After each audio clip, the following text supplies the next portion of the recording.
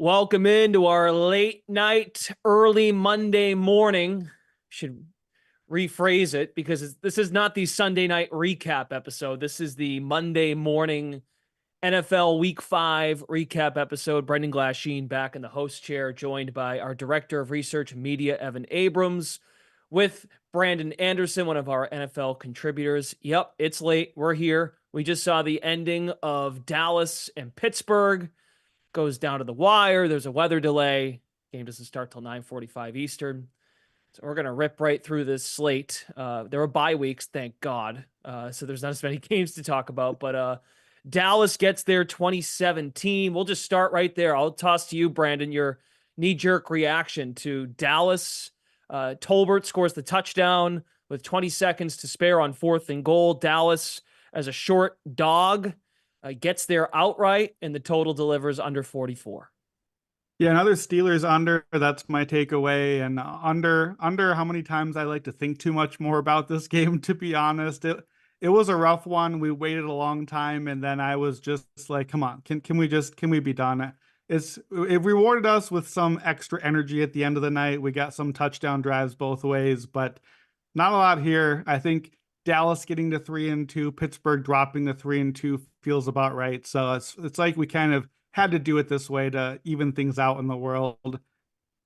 Evan, from a betting perspective, anything here on Dallas getting there, a big public side to close out the weekend? Yeah, I mean, overall, I don't think we learned too much about either team in this scenario. Pittsburgh's defense showed up, the under hit. They could have, either team could have won on the last play of the game. I think the thing we just keep seeing, I mean, Dak had 3 turnovers in this game, 2 in the red zone. Just continues to try to do his best to hold them up, but didn't play extremely well, turning over the ball a ton. And also there wasn't many targets for CeeDee Lamb in the second half. I believe that first target came, midway for a fourth quarter potentially. So that was something I was looking at. But overall, 6-3 at the half, game still goes under. Fields had 35 passing yards at the half, ended with a $120 something. I don't think he's the answer. I don't think Russ is the answer, but I think Pittsburgh has such a great defense that they've just kind of figured out a way, and they can win next week's game too. I mean, they're in Vegas, so I think that's as good of a coin flip, and they'll be favored anyway. So we are live on the Action Network YouTube channel, so please subscribe to our channel if you have not done so already. Please like the video if you enjoy this late night, early morning content. Of course, those of you listening on the Action Network podcast, thanks for being with us. Leave your 5-star ratings and reviews. Kyle Allen looked pretty good to me. That one ball over the middle. I was like, more of this, please. I think even though Fields was in the tent, I felt Allen gave a wake-up call to the Pittsburgh offense. And Justin Fields, you got to get rid of the ball. And I know Collinsworth was harping on this constantly.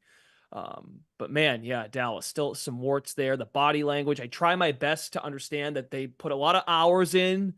It's not just the 3.5 hours that we watch each week, and we're watching body language, sideline, coaching, players, the Lamb Prescott thing. And they're connected, right? 2 contract extensions. Those guys are going to be there for a while. So we think some stuff to still figure out there from the Dallas side, but they get there. Despite the turnover margin, they win outright 2017. Earlier in the day, and to think, Brandon, go ahead, Evan. I'll give you 2 more here as well. Justin Fields ADOT in this game averaged up to target almost 11, so chucking downfield when he had to. And also just he never seems to end up scoring enough points in these games. We've had those stats about, when his opponents score 20 or more, obviously in this scenario, 20 points exactly for Dallas, but it just, he never ends up actually getting to that 20 mark, which actually ended up being the result today and the difference. And Brandon just said this before he went on, to think that game started this morning at 8 a.m. his time, 9 a.m. Eastern. That's also kind of wild to pick apart and compartmentalize. 1 o'clock games were pretty good today. Baltimore, Cincinnati was a doozy. Went to overtime. Baltimore 41-38 overtime winners. They do get there to cover the 2.5. Total goes way over, of course, 47.5. Brandon, your takeaway here with the Ravens getting there in a back and forth game. Yeah, I think early candidate for game of the year so far. Just a really fun one just to recap some of the crazy stuff. So right before halftime, Baltimore is effectively in what should have been prevent, just trying to keep it in front of you with 20 seconds left. and they get hit with a bomb over the top to Jamar Chase. Like the one thing you can't allow, you're just trying to let them in a field goal range. That turns into a touchdown and a late hit. So 8 free points. They got the safety just before that. So it should have been 14-7. It's 14-17 instead. We start the second half. Hope you didn't have the under on this one. 6 straight touchdowns to start the second half. Then the Bengals are still just kind of barely ahead, right? That's the whole second half as they're hanging on. Joe Burrow throws a rough interception. They're at the 33. They're up 3 with 3 minutes left. Touchdown seals it. Field goal at least gives you a pretty good shot here. Instead, the Ravens get into field goal range. Our guy Justin Tucker finally makes a 50-yarder, right? He's the one guy that's not hitting those. So we go to overtime, and I have to say, it seems like whoever gets the ball wins this. And that's what it felt like. The Ravens get the ball. They start marching down the field. Lamar Jackson decides this is a great time to throw a bounce pass to Cincinnati, right? Just like a classic basketball bounce pass right to Pratt. Should have been a walk-off touchdown for Cincinnati on the defense. They tackle him. It's a minus 6.5 EPA play. Like these are the exact sort of plays, the fumbles that Lamar Jackson consistently has had his whole career. And then we forget because it's not an interception and it's not the stat that stands out. Like you gave the game away. Got them in the game to that point with all the great stats, but gave the game away. Tackle to the 38. Cincinnati runs 3 times straight into the line, kicks the 53-yard field goal, and for once misses it. And then Derrick Henry, 51-yard. I thought for a second we might get the Derrick Henry 100 yards and 2 scores thing, but we would have been 3 yards short anyways.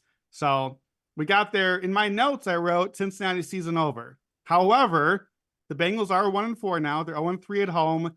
Defense gave up 520 yards in this game. You're not supposed to lose when you score 38 at home, right?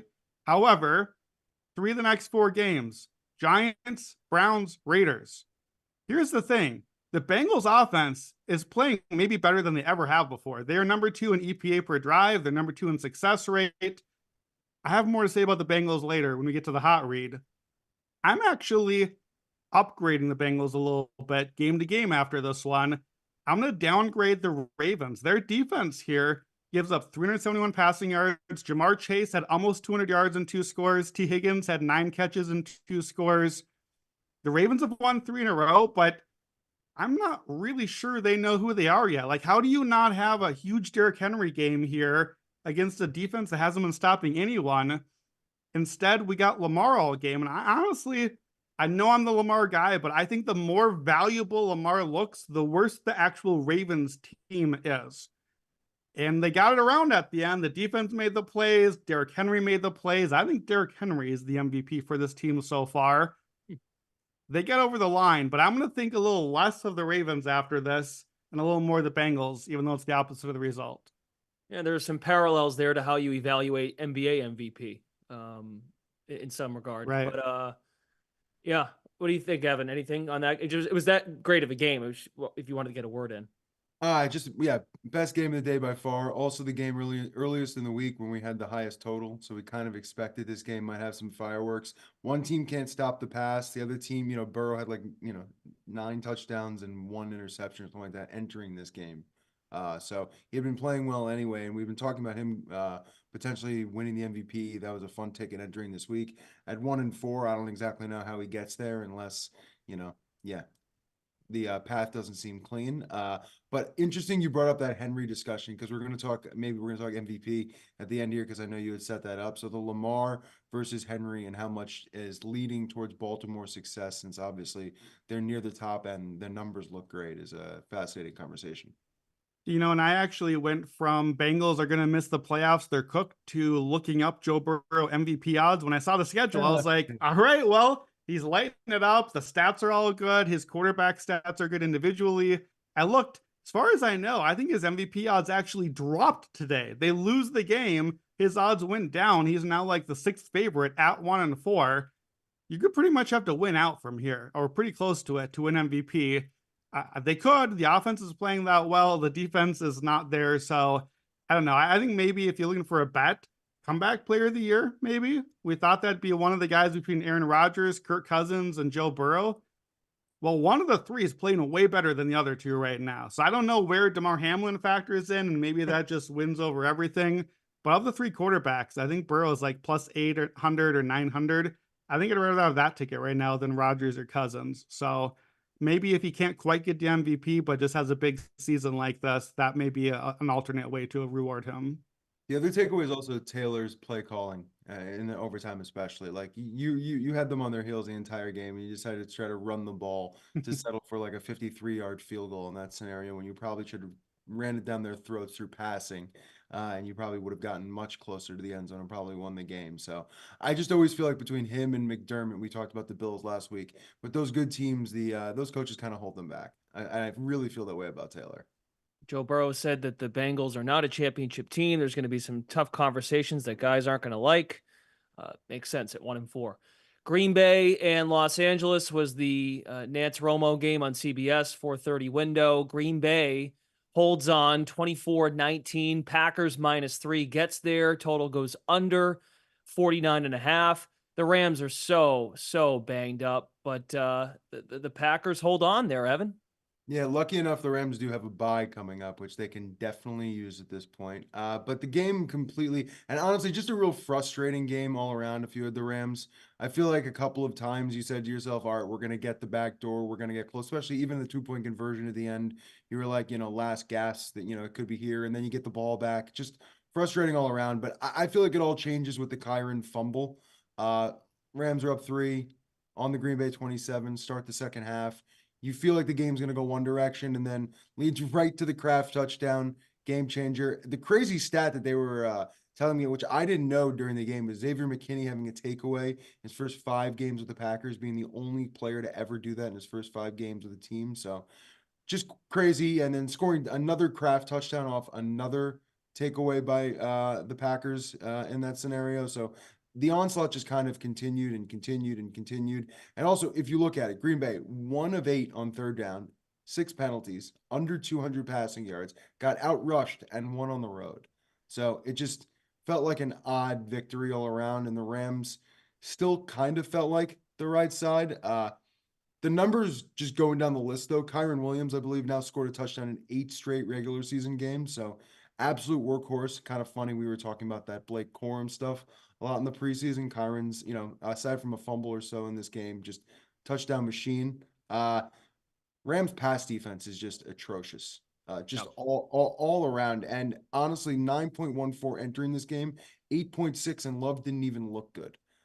So going forward, and we'll see if they get healthier after the bye, but just absolutely disgusting. And from that point of view, the offensive line was probably the last thing I looked at.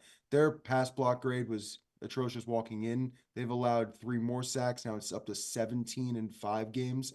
Stafford's just getting beat up out there, so it's just making it tougher for them to cover numbers.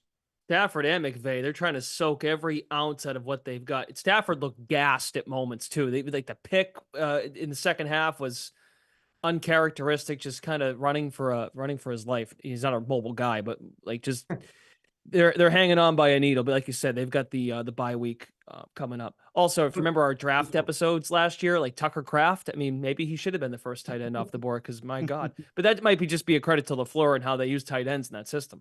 Yeah. I was going to give you one more stat. Stafford, 2-14 straight up his last 16 games as an underdog. Not a 5-14 straight up with just him and McVay trying to win as underdog. So just don't really work for them in the role. Okay. Buffalo and Houston in the 1:00 window. The Texans get there 23-20. They covered the short number. There was a money line play, some slight juice, but -1, -1.5, under 47.5.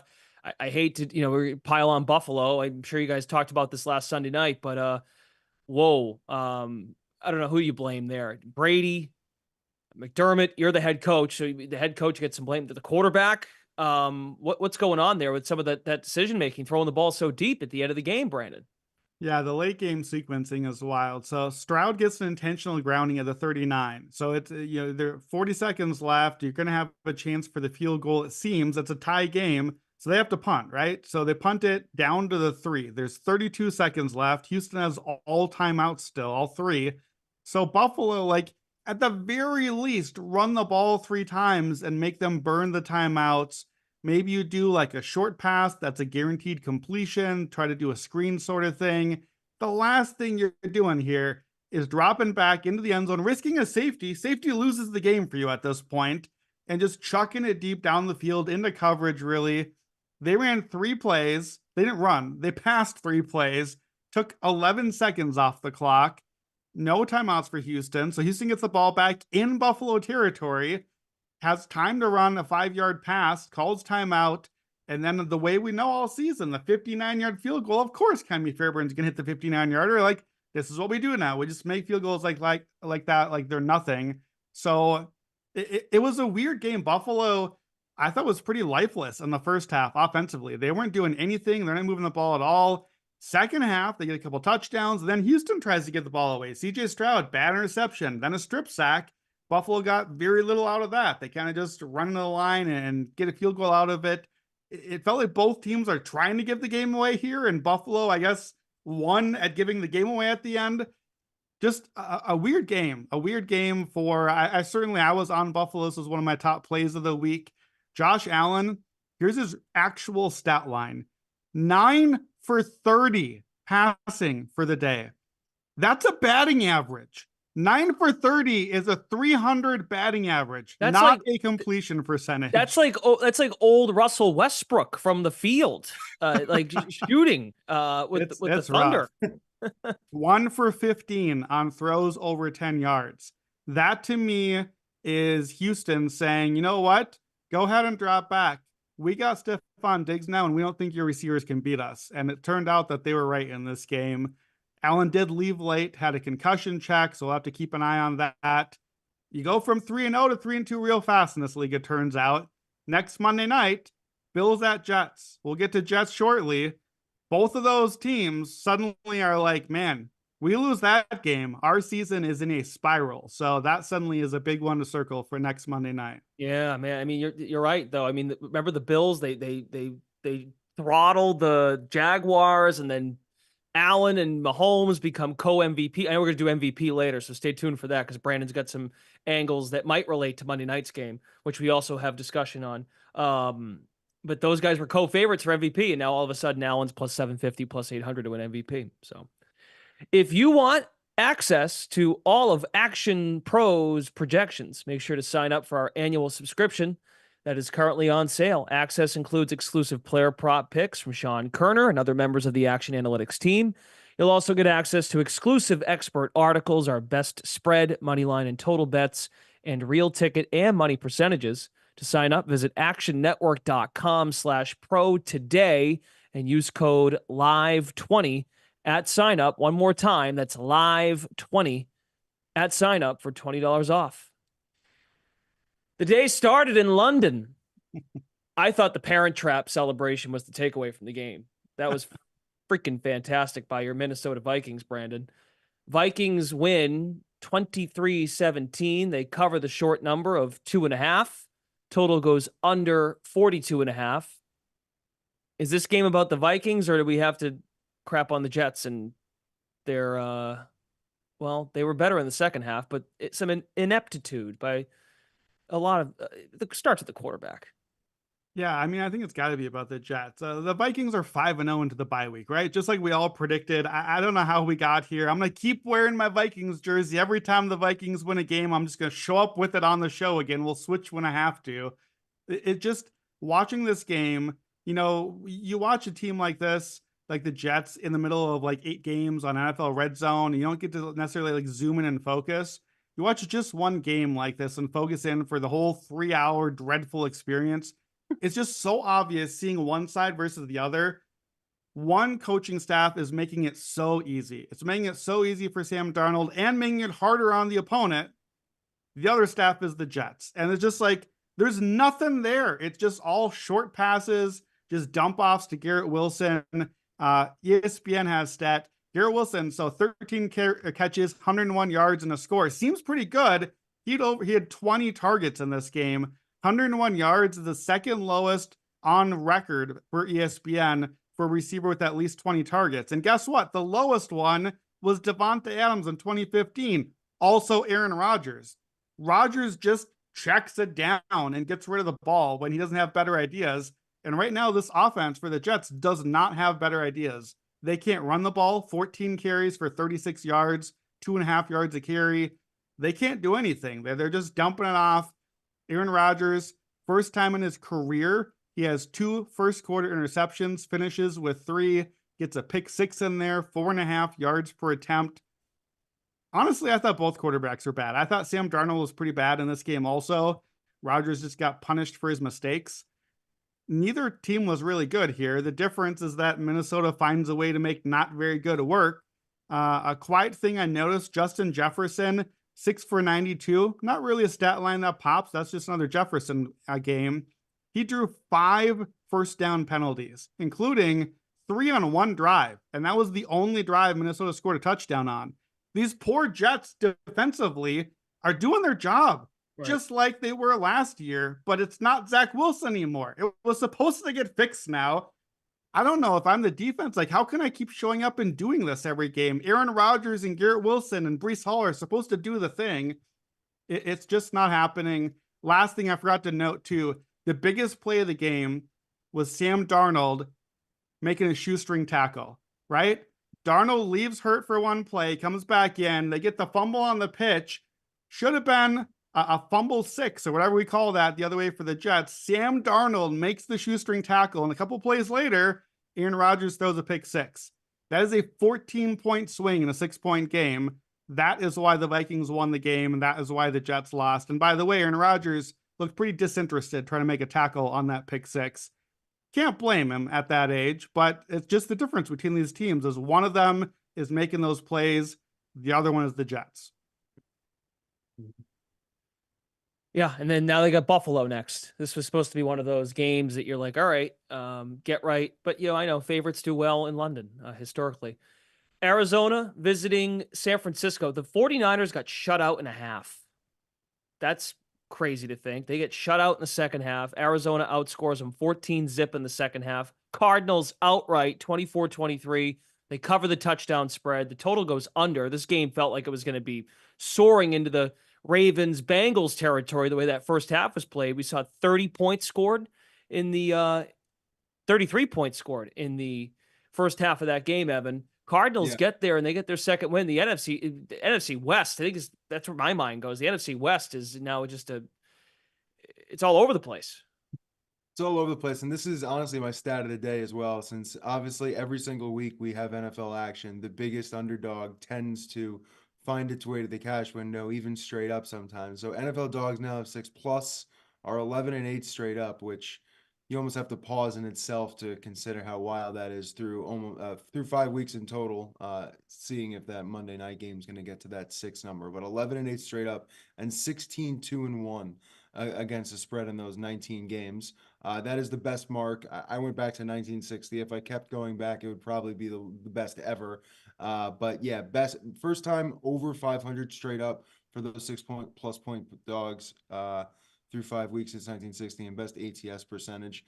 And here's just the best of it all. And I'll stop and move on to the actual game after this. But if you take out New England from those 6+ numbers, it's actually 15-0-1 ATS for 6+ dogs this year. So just stupid numbers. But if you look at this game with Arizona and San Francisco, I guess specifically, I just didn't think Arizona could score 24 points with Kyler having under 200 passing yards. Now, obviously, he had that long rush to start the game, which kind of, an extra 50 yards maybe you would have gotten in another circumstance. But he has a negative EPA per play in this one on dropbacks. Really doesn't play great from that position, but Purdy has some turnovers. And the biggest plays from win play probability added are the Purdy interception to Ayuk in the 4th and the Jordan Mason fumble. Those are the 2 plays that pretty much turned this game and kept San Francisco from winning when they were winning early on. San Francisco's run D was probably one of the bigger issues and kept Arizona in the game when they shouldn't have been, which is 6.5 yards per carry. San Francisco had more penalties, more turnovers, 3-1. And honestly, you also look at the box and just say to yourself, where was Debo? 3 carries, 9 yards, 3 targets, 1 reception. The stat I keep using, I know Simon and others have used it as well. Purdy favored by 4 points or more. He's now 9-13 against the number. When he's favored by 3.5 or less or a dog, he's 8-2 against the number. So just kind of having a little bit of issues when having to cover big numbers.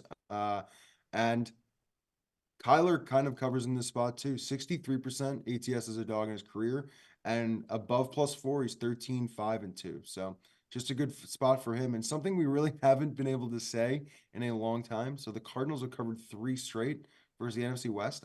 I think they were like 1 in 13 ATS in their previous 14 before that. So just, taking a different direction. And I think we've seen a different Arizona team to start the season. We saw it against Buffalo early in the year in that first half. They look good. They look good against San Francisco. Those are 2 really good teams that I don't think we were able to see a complete Arizona game. And now next week they get Green Bay, which is going to be a whole other test since their defense is pretty good too. So we'll see really fast if Arizona is what they thought, what we think they are. But we like betting on them, that's for sure. Yeah. And coming off a real clunker, right, against Washington. So Yeah.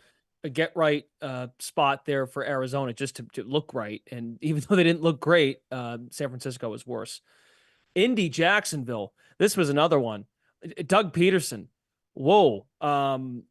It felt like they were probably going to let him go out right when this thing ended because Joe Flacco was elite and fantastic down the stretch. But the Jaguars, Brandon, survive 37-34. The line closed at 3, so you pushed no matter what side you went there. Over 44.5. The Jaguars get their first win of the season, but Joe Flacco and Alec Pierce did not make it easy. Yeah, look, happy 25th birthday to Trevor Lawrence. For your birthday, we got you your first win in 314 days as the starting quarterback of the Jacksonville Jaguars. Yikes. First win in 10 starts, at a career high in passing yards. Here's the difference for Lawrence today. 0 sacks. He barely got pressured all game. That is what has not been going well for Jacksonville all season. And Jacksonville's offense really only works when they get the long balls. They got a 21, a 28, 61, and 85-yard passes in this one. So before you get too excited that Jacksonville is scoring now, that was a Gus Bradley Indy special here today. No pressure in a secondary that's beatable. I'm not sure that necessarily fixed things yet for Jacksonville. If you had the under 44.5, RIP, we got 20-10 into the fourth quarter, then 41 points in the fourth quarter, right? Get to the witching hour, and Scott Hansen is going over to Jacksonville, Indy, like every second play on my screen the whole time.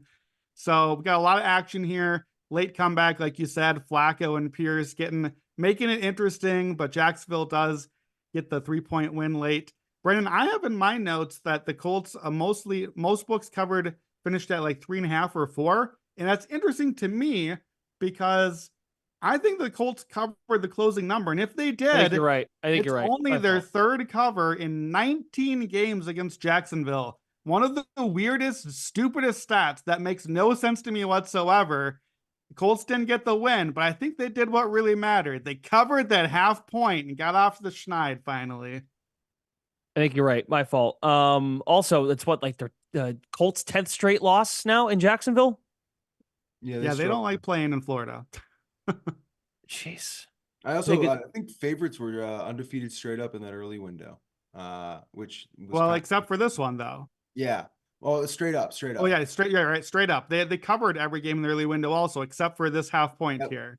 Correct. Yeah. Wild. Giants at Seahawks. The Giants, speaking back to Evan's point, touchdown dog wins outright against Seattle 29-20. Crazy ending to this one. A blocked field goal returned for a touchdown that would have tied the game, but the kick is blocked. Giants take it back. Total goes over as well. Yeah, I mean, it probably would have gone to overtime anyway, but who knows? Maybe they wouldn't have been scoring. Anyway, it goes over. Giants win their second game, Evan. Yeah, and so this was like 6.5 or so, a day or two before kick got to 7 and kind of just stood there. Obviously, line didn't matter too much in this one. The interesting part is you look at actions data from like a betting public point of view. Number 1 public side was Buffalo.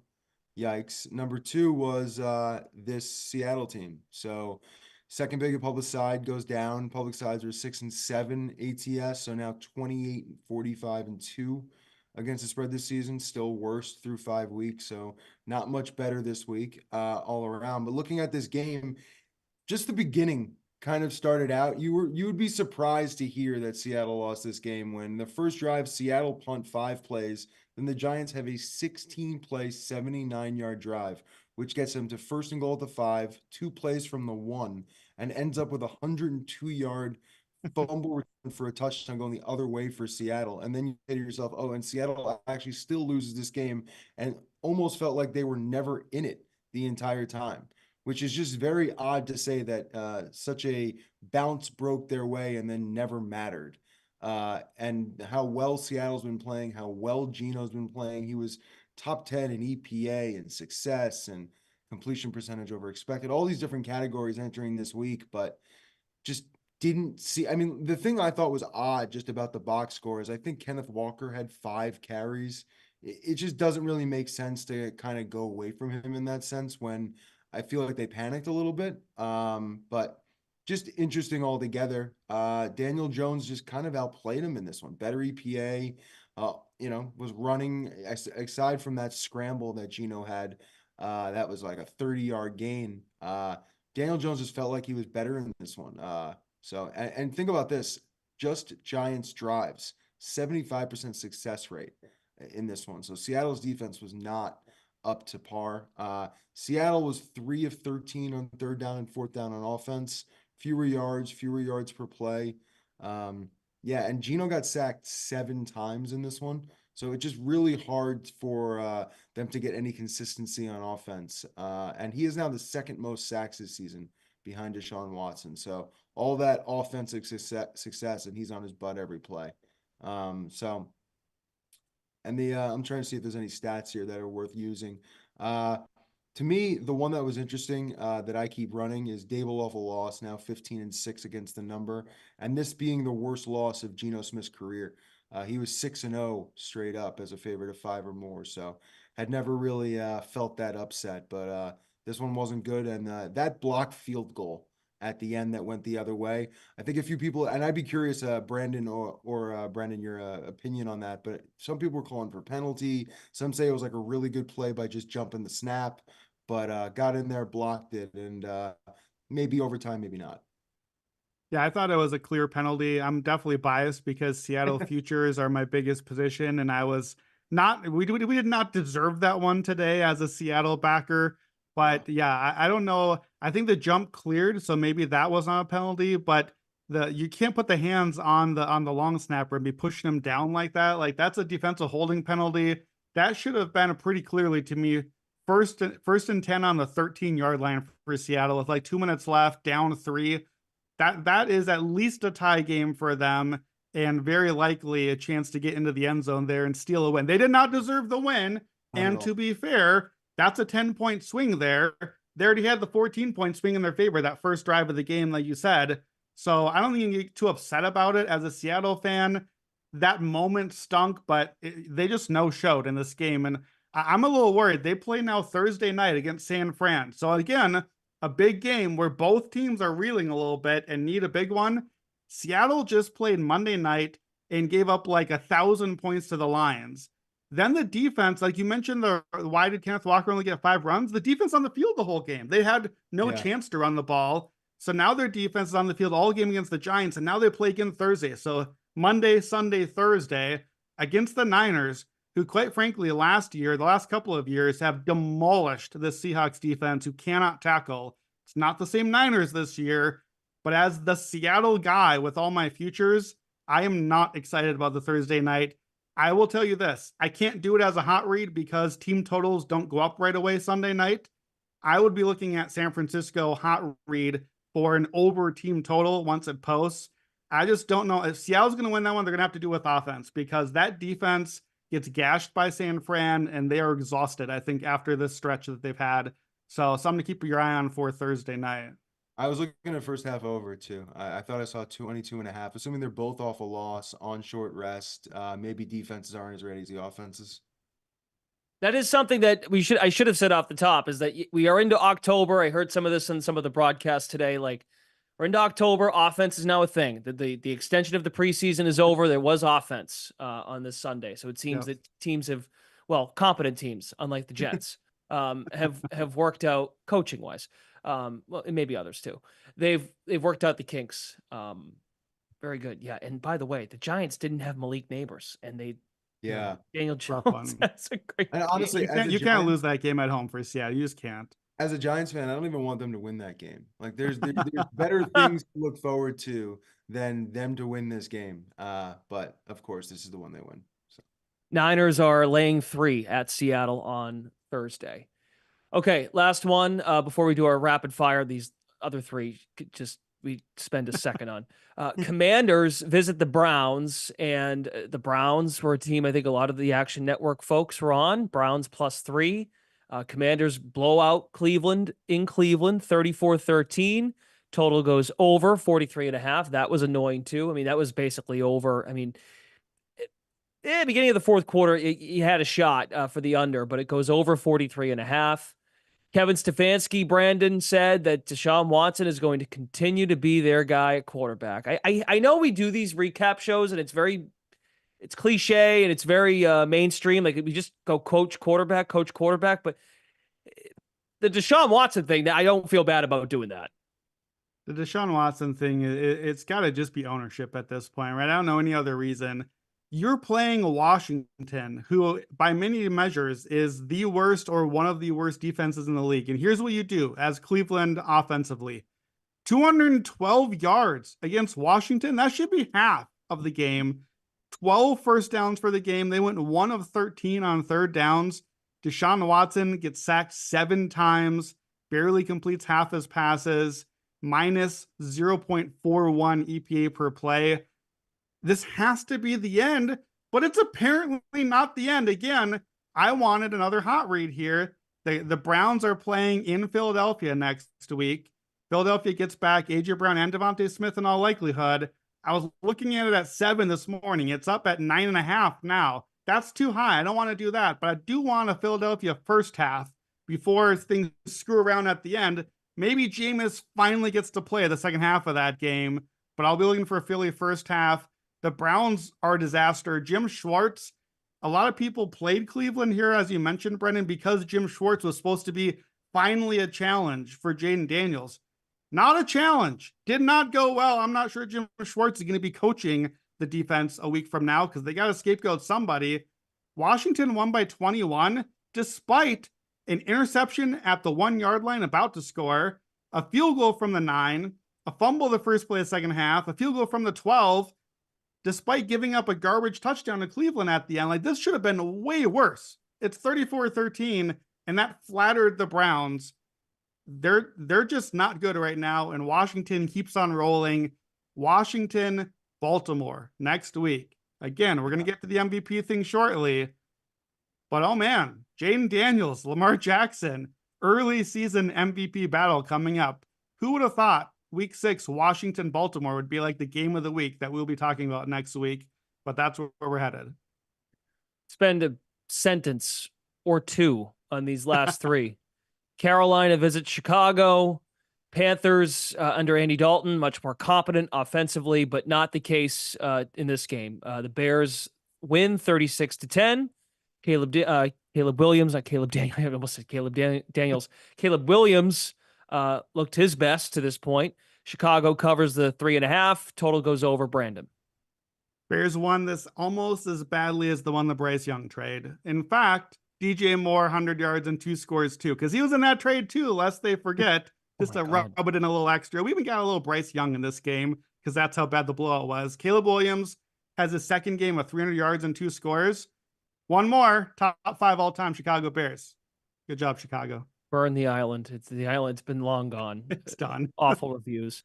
Vegas at Denver. Broncos win 34-18. It didn't start well, but the Gardner Minshew interception, the Surtain return to the house. Those uniforms are fantastic. Denver, keep those uniforms. It was a great moment for Denver. And really, after that pick 6, Evan, the game was over. Denver covers the short number. Total goes over 35.5.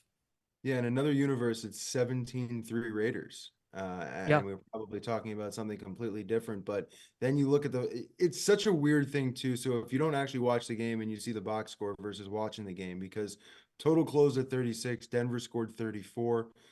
Minshew gets benched. They throw 3 picks combined. Like you said, it's a completely different game if you don't actually watch this one. And you shouldn't have, because there was 20 penalties between both teams. It was just absolutely disgusting all around. I'm not sure we were going to learn anything anyway. I know a bunch of us were on Denver, but if Denver were to have lost this game, and it would have been like what, 23-13, something like that, I don't think we would have learned anything different anyway.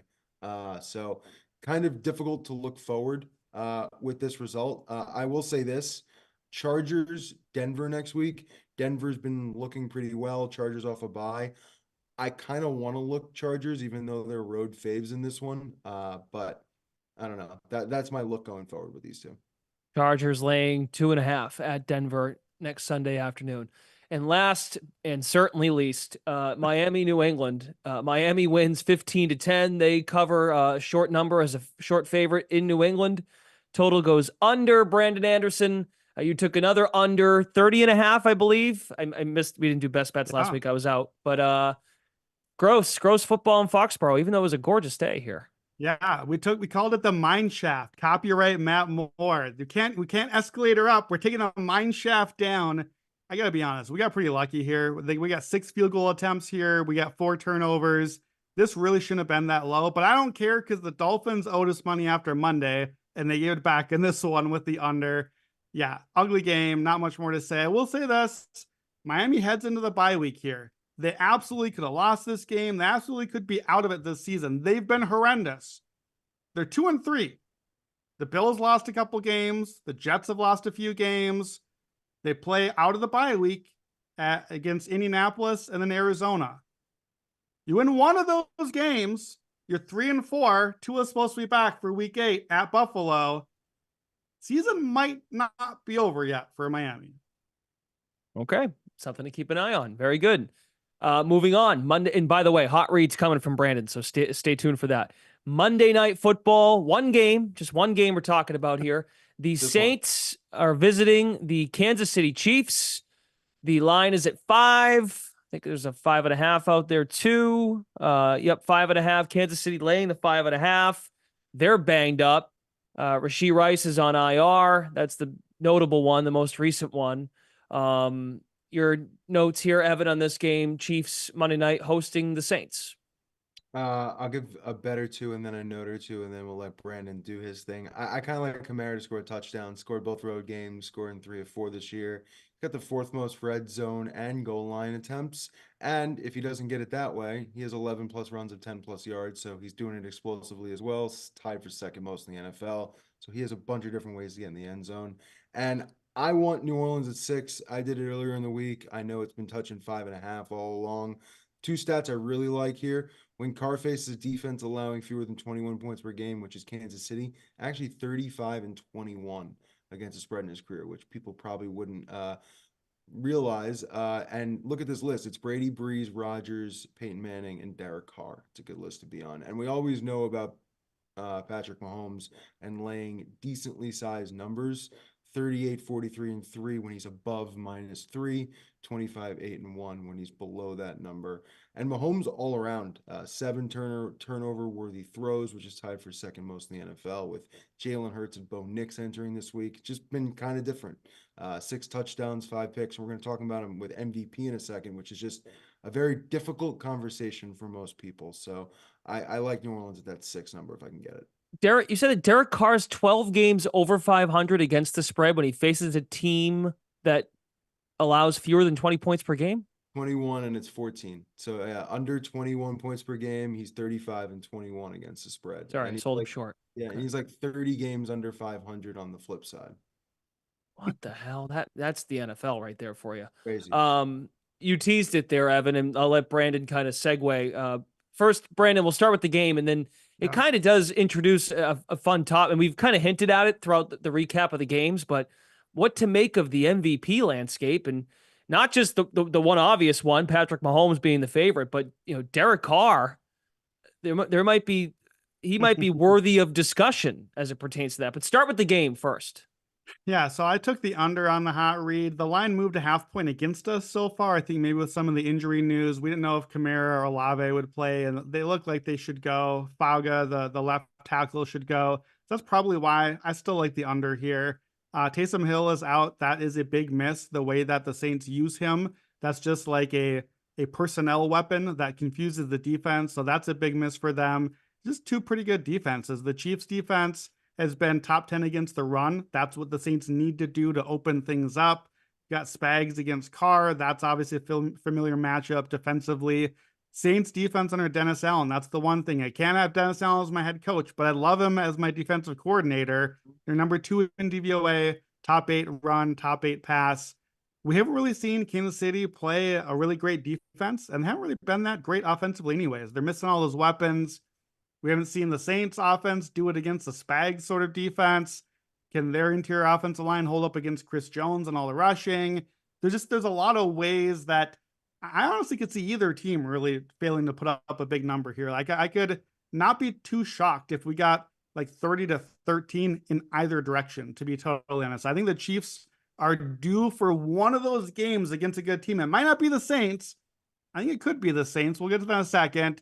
Dennis Allen unders 44 and below. That's a good trend. Dennis Allen unders on the road. We know about the primetime unders. So give me the under 43.5. And I've been kind of hinting toward this all week. I think the Saints are live to win the game here. Not enough to play the money line, but I played it a couple different ways. I played Denver division this week. They got the win today. If Kansas City were to lose here, they're only a game out there. So keep an eye on that. I am going to play and did already play. We gave it out on best bets. Derek Carr for MVP.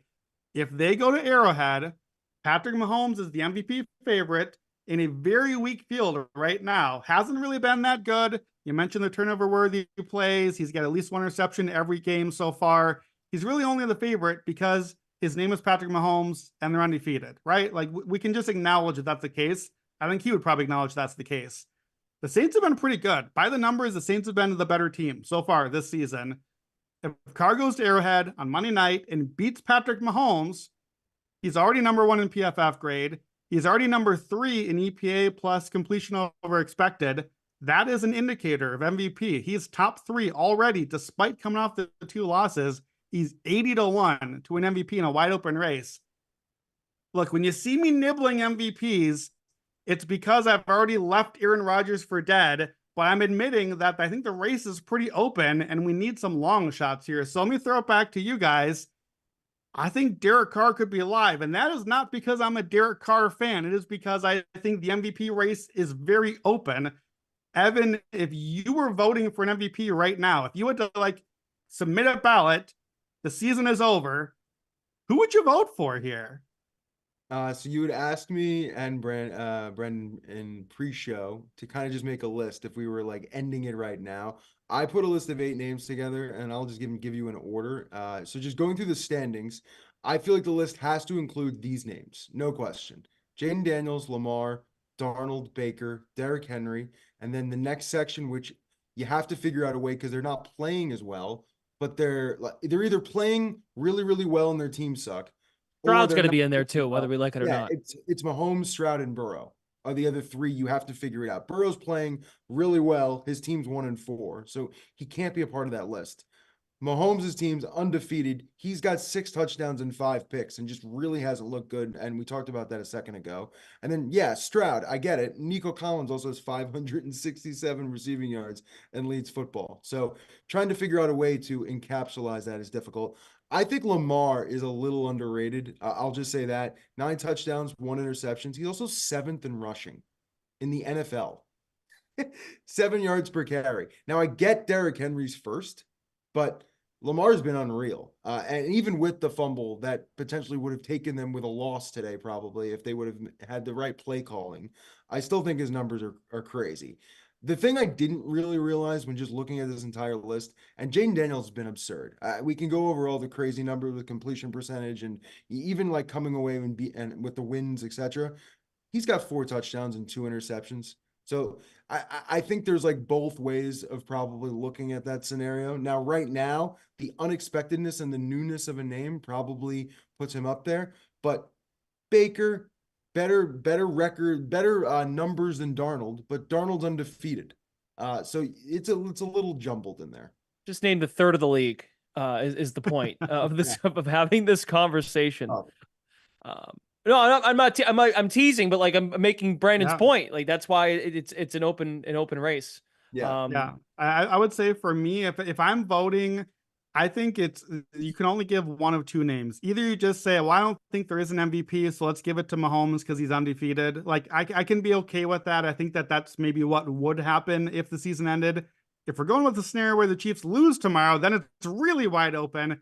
I think it's just got to be Jaden Daniels. I think the way that he has played, the fun factor, the wow factor, the way that he's running and escaping under pressure, like it's the Lamar Jackson stuff, except that the numbers are just as good. The advanced numbers are even better, and the record is better. So I feel like that to me, if we ignored that he was a rookie and the season really ended now, I think Jaden Daniels would be the MVP. He's plus 1,500, the same as Joe Burrow, which is interesting because Joe Burrow's 1-4. Washington is 4-1. They beat Burrow head to head. So if you think the Bengals are going to come back and make a run, maybe that's value. If you think Washington is as good as they look and they can actually go to Baltimore and win next week, you should be getting that MVP ticket because it is not going to be 15-1 anymore after that. I don't know that I believe, but I wouldn't have believed they'd get to 4-1 so far either, the way that they've played. So I think it is a beauty in the eye of beholder. I don't know that I have a bet for you. It's because I'm nibbling down the board. I looked at Geno. I looked at Derek Carr. I'm looking at long shots because I'm like, well, let me just cobble together some dudes whose teams might be good enough. I think you want the NFC sleeper. That's what I think I want. I think I Dak want Prescott? The quarterback of We the haven't one or said- two. No, Dak Prescott has been terrible this season. I know, do not yeah. want Dak Prescott. I don't think the Cowboys are the sleeper either. If you figure out who's the NFC 1 seed, maybe it's Jared Goff. Would Jared Goff and the Lions make the run? Like, if we're going to get a sleeper, I think that's where you're looking, and that's where you would want to find maybe a sleeper. I know that that's not what it is. Derek Carr. I keep thinking Derek Carr is on the Raiders. No, Derek Carr is the NFC. Great, Derek Carr, Geno Smith, NFC Championship. Let's go. Oh, also Daniels faces the Ravens pasty and then Carolina's pasty in the next 2 weeks. So the time is now. Okay. Yeah. And I acknowledge Dak's been bad. They're 1-0 in the division. It's tough to play the Commanders twice. They are 3-2. It could get better. I know Burrow, like comparing him to Burrow, like Burrow's had numbers, but the defense has not been very good.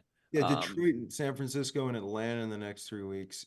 Yeah, it's tough. It's a tough little schedule coming up. Yeah. Interesting. So after that 7-minute discussion, I don't know who's winning MVP is what I'm concerned about. All right. So the Saints are live tomorrow, I think is the overall take. And that's why Derek Carr MVP ticket is not a bad idea. Should they go into Arrowhead and beat the Chiefs? Okay. Very good. Let's wrap. We'll do the hot read. Brandon, what do you have for us? All right, first game, we're going to go to Sunday night, and I'm going to go right back to Joe Burrow. Give me the Bengals -3.5 at the Giants. Yes, indeed, it is the third straight hot read I'm picking against the Giants. It did not go well for me this week, picking Seattle. I had this on my list before Sunday at -4.5. Now we get past the key number 4 for free. We just get a little better line because the Giants got the win. The Bengals lost. Of course, the line moves that way. Again, we talked about this earlier. The Bengals to me are an upgrade after what we saw. Their offense is playing, I think, better than ever. Bengals right now are 1-4 with 4 one-score losses. The 4 losses are by 15 points combined. So that could very easily be, frankly, 5-0 if things had gone that way. Probably not, but at least 3-2 pretty deservedly if those coin flips go half and half. They entered this weekend 4th in DVOA. They dropped 38 on a talented Ravens defense. That's going to go up. Joe Burrow has been great. Cincinnati, number 2 EPA per drive, number 2 success rate offensively. So why the play? -3.5 is under the 4 key number. You beat the Bengals in shootouts, right? That's how you beat them. 41 for the Ravens, 38 for Washington. Are the Giants going to beat them in a shootout? No. Jamar Chase and T. Higgins are going to shred that New York secondary when they get a chance to. And the Giants want to win the ugly sort of game like they did today, not a shootout. So Bengals -3.5. That's the first hot read, Brendan. Evan, thoughts? I love it. I was gonna say before, I just feel like that line came. I saw 4.5, 4, 3. It's just way too much of an exaggeration. And all what I heard Burrow in post game, they're gonna be angry, and this is gonna be the great spot to be angry against. And I know the Giants' pass rush can be a little fierce, and is obviously with the 7 sacks what gave Geno some trouble today. But exactly, like Burrow, no look, he'll get the ball down the field. They should be able to catch the ball. And also the underlying storyline here is, and I understand he's played decent recently, but 1-14 straight up for Daniel Jones in prime time just sucks. So I would be probably fine going against it, especially I think he's 0-7 at home. So let's do it. I was shocked when they put the promo graphic on tonight that was the Sunday night game next week. I was Yeah, no. Who What are we thought doing? that was- Back-to-back New York too. You get the Jets at home and the Giants at home. So I mean, maybe the anti-parlay. Maybe just hit the road teams. okay. Hot read number 2. Number 2, we're staying ugly. I struggled to find one I loved here, but I love a good ugly under. Chargers, Broncos, under 37. Are these teams even playing football? Here's a little game for you listening at home. Other than Cortland Sutton, name a running back or receiver on either one of these teams. Like, there are no weapons. I rate weapons, like offensive weapons in the league. These are 31st and 32nd. There's nobody home to make offensive plays. So both offenses are kind of doing the same thing. The Chargers are running the Bo Nix offense. Check it down, short stuff, keep it easy, limit mistakes. On the other side, the defense has been really good. Both these teams, top 5 DVOA defensively. The Chargers are off this week. Their new defensive coordinator, Jesse Minter from Michigan, has done an awesome job with them with not a ton of talent. Vance Joseph's defense in Denver has been really good. I think it looks like Rashawn Slater, the Chargers' left tackle, still likely out here, so that hurts the offense a little bit for them. Joe Alt should be back, but still not great there. Herbert's been banged up as well. Neither team has really faced great offenses yet, so that's the criticism. Maybe the defense isn't great. Well, guess what? You get to face the Broncos and Chargers, so we're not going to find out about facing a good offense here either. Chargers games this season, 32 points, 29, 30, and 27. 32 is the high for the season. Denver's got a 33 and 2 19s. These are not Denver scores. These are the final score of the game. So that's 7 out of 9 games, 33 or lower. You've heard my stat over and over again. Unders 38 and below, that drop a huge amount, 63%. Unders 37 and below now since November 2019, 38, 14, and 1 to the under, 73%. And you know, Brandon, there's no alt lines yet, but we introduced the mine shaft, the 30 and below, and it's at 37 and below. I feel like this might be another mine shaft. 59% of those games at 37 or below finished 30 or below at the end of the game. That's where these Chargers Broncos games have been going. So let's just keep it simple, keep it ugly. Chargers Broncos. Please don't show it on NFL Red Zone. Just let us cash our under and get out of here. All right. Very good. 2 hot reads from Brandon.